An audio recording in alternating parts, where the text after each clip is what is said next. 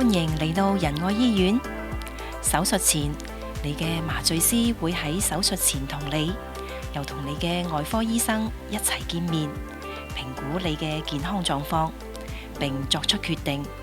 確保你嘅麻醉護理盡量安全同有效。你嘅麻醉師亦會喺手術期間睇住你嘅生命徵兆，包括你昏迷嗰陣，你嘅心臟同肺部運作得幾好，同埋喺手術後照顧你，確保你喺康復期間盡量舒適。今日我想同你講解一下關於麻醉，包括咩叫麻醉，麻醉有邊幾種類型，以及一啲常見嘅副作用。咩係麻醉？麻醉係利用藥物嚟保持你喺手術或手術期間安全同舒適。唔同類型嘅麻醉可以單獨或者組合使用，以獲得你嘅手術程序所需嘅效果。佢涉及用多種藥物嘅組合，令你嘅身體進入深度睡眠狀態，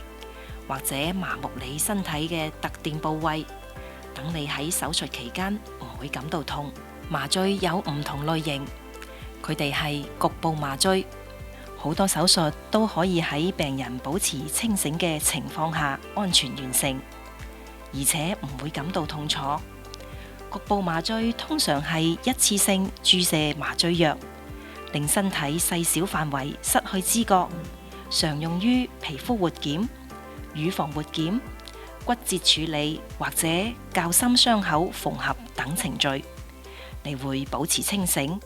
亦可能感受到少少壓力感，但接受治療嘅部位唔會感到痛楚。區域麻醉，區域麻醉可以令身體較大範圍失去知覺，例如腰部。當局部麻醉唔足夠，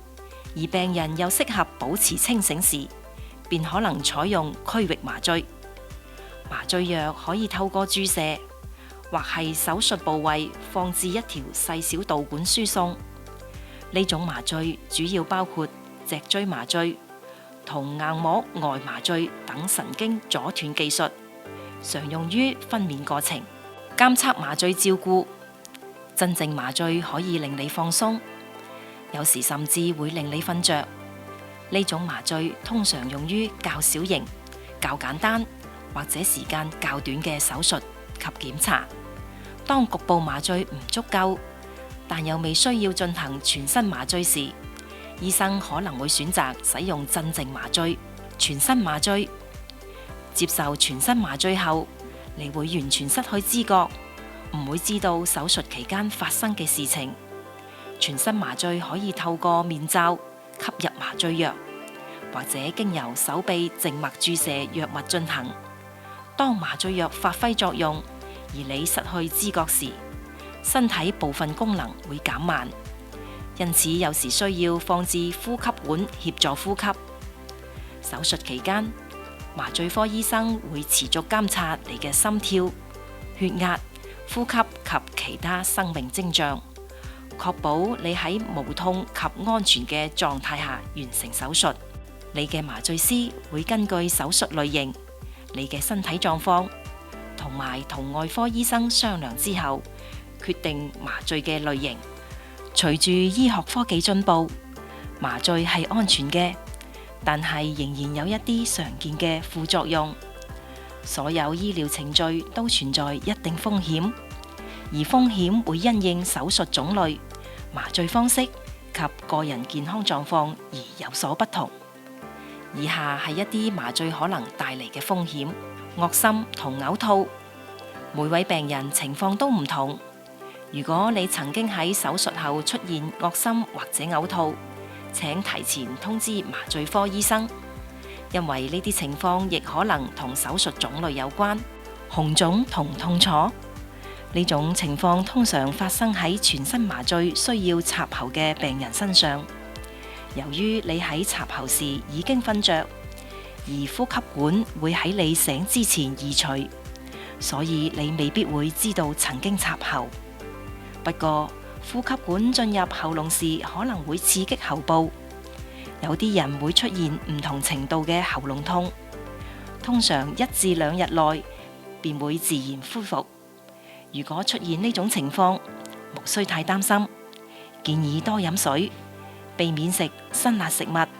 飲酒同飲太熱嘅水。頭輕輕同頭暈，接受全身麻醉後最少24小時內，請避免作出重要個人或商業決定，亦唔好簽署法律文件、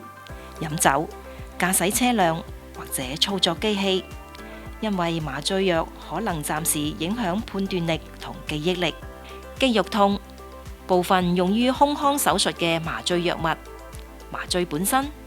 或者手術部位都可能導致肌肉痛，不過一般情況唔嚴重，多啲休息後便會逐漸改善。皮膚痕癢通常由組織胺釋放、神經再生、皮膚乾燥或對藥物反應同膠布過敏有關，有時亦可能係止痛藥引起。醫生會按需要使用處方藥物幫助舒緩症狀，同時建議保持皮膚滋潤，但未經醫生同意前，唔好喺傷口附近塗抹乳液或護膚品。發抖，麻醉藥物可能會影響大腦調節體溫嘅能力，令身體溫度下降。另外，疼痛亦有機會引起發抖，呢種情況相當常見，通常會慢慢恢復。屙唔出尿，尿不出來，如果本身有前列腺問題或者其他泌尿系統疾病，出現排尿困難嘅機會會較高。因此，我哋通常會建議病人喺返屋企之前先排1次尿。以上係一啲較常見嘅麻醉副作用。如果你對麻醉有任何其他疑問，歡迎向我哋提出，我哋會為你作出更詳細嘅解釋。仁愛醫院嘅全體團隊都喺度為你服務，並準備好回答你嘅問題，令你嘅手術成功，令你嘅康復更加順利。